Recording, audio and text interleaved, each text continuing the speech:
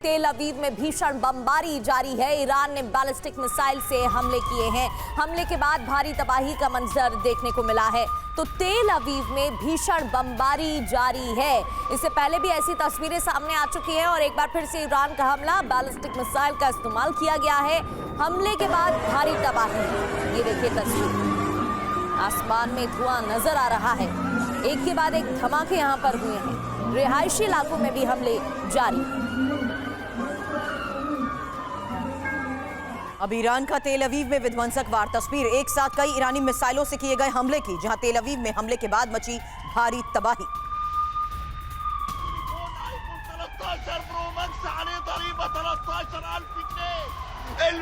तो तेल अवीव पर लगातार हमले हो रहे हैं और ये लेटेस्ट तस्वीर है जहां साफ है कि किस तरीके से एक साथ ईरानी मिसाइलों ने वार किया है।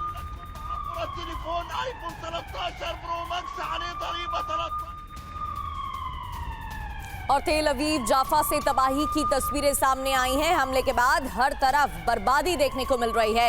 ईरानी हमले में तेल अवीव की कई इमारतें तबाह हो गई हैं। ये देखिए कैसे वाहन क्षतिग्रस्त दिखाई दे रहे हैं, जलकर खाक हो चुके हैं। अब तेल अवीव में ही ईरान के विध्वंसक हमले की एक और तस्वीर। ईरान जिस तरीके से लगातार वार कर रहा है, कई इमारतें खंडर बन चुके हैं। सड़क पर बिखरी इमारतों के मलबे की ये वो तस्वीर है, जहां देखिए कैसे राहत और बचाव काम भी जारी है। और सुलेमानिया और इरबिल में कुर्द लड़ाकों पर घातक हमले किए जा रहे हैं। इराक ने कुर्द लड़ाकों के मुख्यालयों को निशाना बनाया है। कुर्द लड़ाकों को चुन चुनकर IRGC मार रही है, अटैक किए जा रहे हैं। तो कुर्द लड़ाकों पर घातक हमलों की तस्वीरें भी सामने आ चुकी हैं।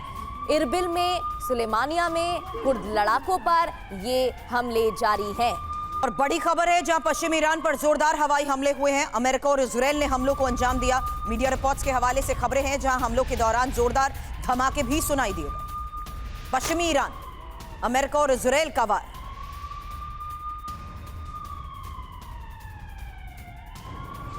और ईरानी नौसेना पर इजरायल का हमला, मिसाइल लॉन्चर्स को टारगेट किया गया है। नौसेना की शिप पर हमले का वीडियो भी सामने आया है। तो देखिए दावे किए जा रहे थे और अब इससे जुड़ा वीडियो सामने आया है जहां ईरानी नौसेना पर इजरायल ने हमला किया है। बड़ी खबर है जहां श्रीलंका के उप विदेश मंत्री ने 87 मौत की पुष्टि भी की है। अमेरिकी सबमरीन ने युद्धपोत पर हमला किया था। श्रीलंका के पास हिंद महासागर में ईरानी युद्धपोत डूबा।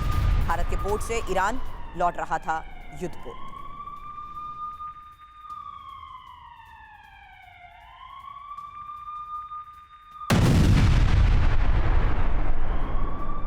तो हिंद महासागर में ईरानी युद्धपोत डूबा, ये एक बड़ी खबर आपको बता रहे हैं जहां श्रीलंका के पास हिंद महासागर में टारगेट किया गया। भारत के पोर्ट से ईरान लौट रहा था युद्धपोत और अमेरिकी सबमरीन ने युद्धपोत को हिट किया।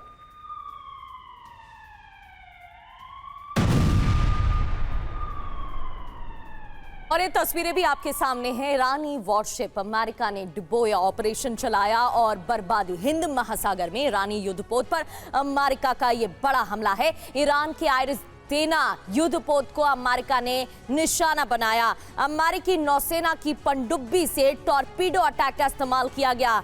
बड़ी बात यह है कि द्वितीय विश्व युद्ध के बाद ऐसा पहली बार हुआ है।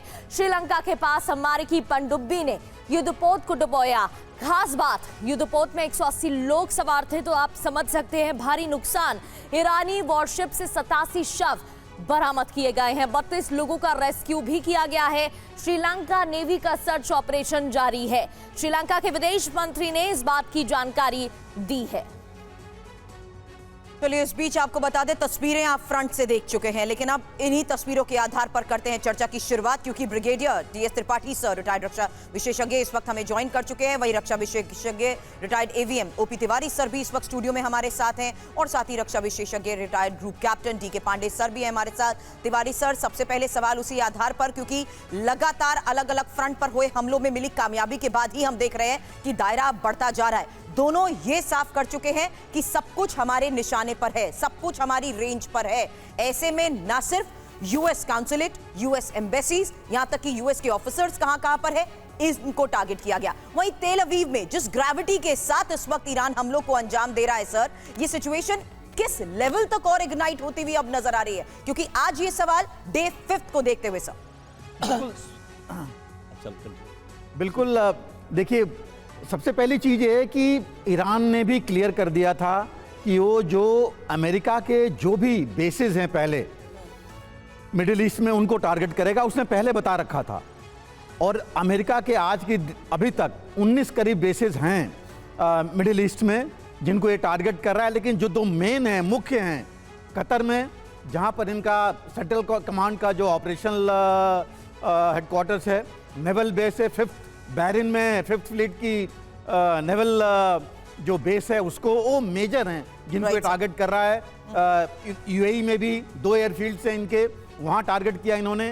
तो जो ये इनिशियली इन्होंने वहाँ शुरू किया, उसके बाद इन्होंने जहाँ जहाँ अमेरिकन्स हैं या अमेरिकन इनको लगा कि अमेरिकन मिलिट्री के लोग हैं या इवन इनके जो डिप्लोमेट्स हैं या होटल्स में रह रहे हैं या किसी भी कॉम्प्लेक्स में रह रहे हैं, वहाँ भी इन्होंने टारगेट करना शुरू किया।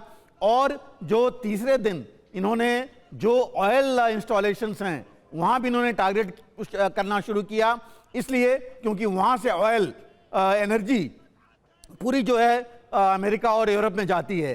तो ये ईरान ने अपना दायरा इस हिसाब से बढ़ाया और साथ ही साथ इन्होंने तेल अवीव पर जो है वहां तक पहुंच गए। इजराइल में एक बहुत बड़ी बात है।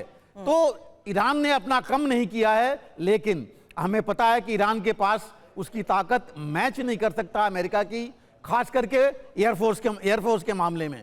एयर पावर इनकी कम है। नेवल प्रेजेंस आपने देखा इनकी है कि इन्होंने पनडुब्बी भी सबमरीन को डुबा दिया। बावजूद उसके मैंने डे 5 की बात की तो 1000 से ज्यादा सिविलियंस की मौत की खबर आ चुकी है। Lebanon, Kuwait, Israel, Iraq, UAE, Bahrain, ये वो फ्रंट है जहां पर अभी तक हमलों को अंजाम देते हुए बड़े दावे प्रगति किए जा चुके हैं।